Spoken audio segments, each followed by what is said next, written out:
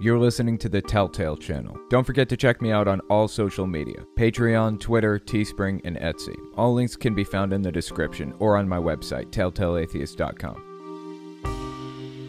The next article I wanted to take a look at is entitled Jesus of Serbia Arrested for Running Cult That Extorted and Abused Members. This is on the Friendly Atheist website by Hemant Mehta. So let's give the article a read and see what it says. Jesus was arrested, or at least a guy who looks like Jesus, a guy who at least claims to be God's voice in this world, one of many. Also, he lives in Serbia. Oh, and he used to be a traffic cop before he formed his cult, which currently has several thousand followers. Totally normal stuff. Vissarion, born Sergei Torup, began the Church of the Last Testament in 1989, but he's been on the public's radar for at least 2 decades, ever since word got out that he was brainwashing a bunch of people and taking their money. His cult requires everyone to adopt veganism and rejects all exchanges of money within their commune. Everything is banned here, said one happy follower. The only exception was falling in love. Vice actually did a whole bit about this guy. If you guys want to watch the Vice video about it, like I said, just search for Vice Church of the Last Testament, or Serbian cult leader thinks he's Jesus is the title. That should get you where you want to go. Hemant Mehta says, "You bet there's more." Quote, I think this is a quote from the Vice video. Followers wear austere clothing and count years starting from 1961, the year of Vissarion's birth, while Christmas has been replaced by a feast day on 14th of January, his birthday. That's weird. Hemant Mehta. But now he's been arrested. This is back from the video. Helicopters and armed officers stormed communities run by Sergei Torup, known to his followers as Vissarion, and arrested him and two of his aides. Russia's investigative committee said it would charge him with organizing an illegal religious organization. That's weird. Alleging that the cult extorted money from followers and subjected them to emotional abuse. If those are the real reasons they went after him, it's worth asking, why now? He's been running the same charade for a long time. So if the problem is the brainwashing and embezzling, the better question is why they didn't go after him sooner. It's also not clear what happens to his followers. As dangerous as it was for them to be in his cult, the prospect of thousands of people losing the leader their lives all revolve around may be even worse. Who knows if they'll retaliate or get violent in any way. The story itself is bizarre, but the story of why and how Torup was arrested is just vague and incomplete for now. Here's hoping a fuller picture emerges in due time. It may seem strange right now that they arrested this guy in the first place, but it actually kind of aligns with a broader picture of what else is happening in Russia right now. Jehovah's Witnesses got banned in Russia a few years ago. It was when I was doing my channel, so it was in the past, like, basically 3 or 4 years. I don't remember exactly when, maybe 2017. Anyway, Jehovah's Witnesses were banned in Russia, and the reason they cited was because they're an extremist organization. Now, that's true, they are. But is it right to ban a religion for that? I don't believe so.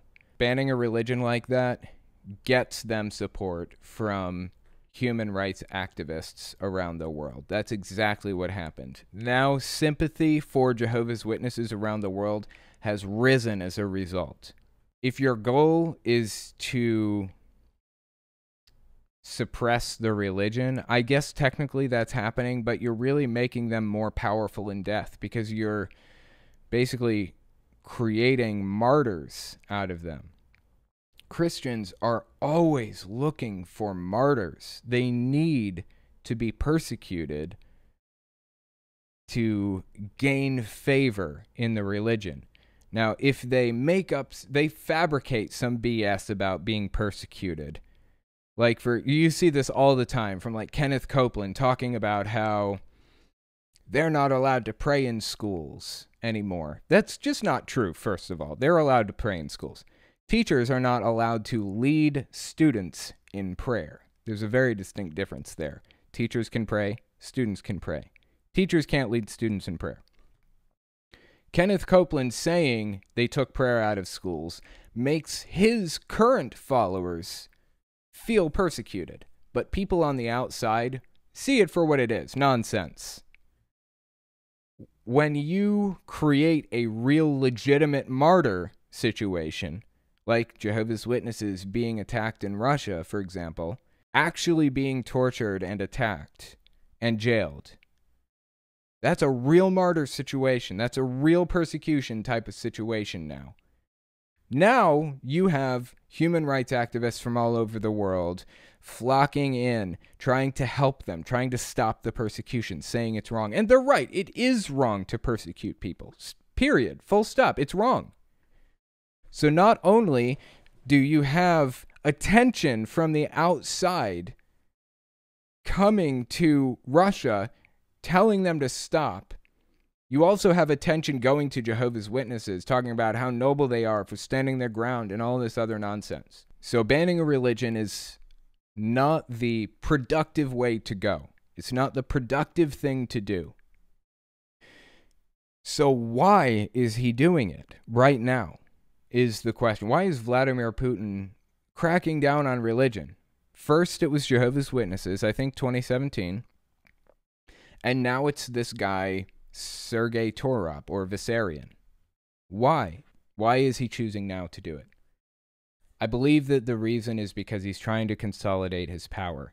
In the same way that Trump and other Republicans depend on the evangelical voting bloc, Putin depends on the church in Russia for his power. Partially. I mean, obviously, if the church disappeared tomorrow, he would still be the dictator. But Putin and the church are linked.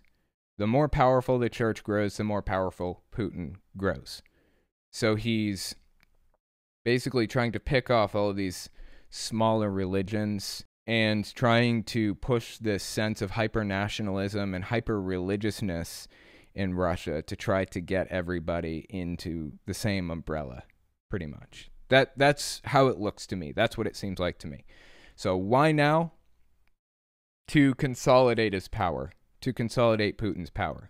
That's the whole bit here. That's my takeaway from this. The Church of the Last Testament. This is another group that I would eventually like to do a full Byte model breakdown on.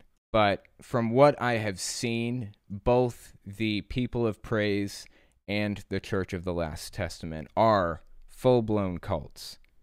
People of Praise is a cult that lives on a commune and controls people's information and behavior and emotions and thoughts. And in the same way, so is the Church of the Last Testament. One of these days, I will do a full Byte model breakdown on them. Today's not the day, but it'll come.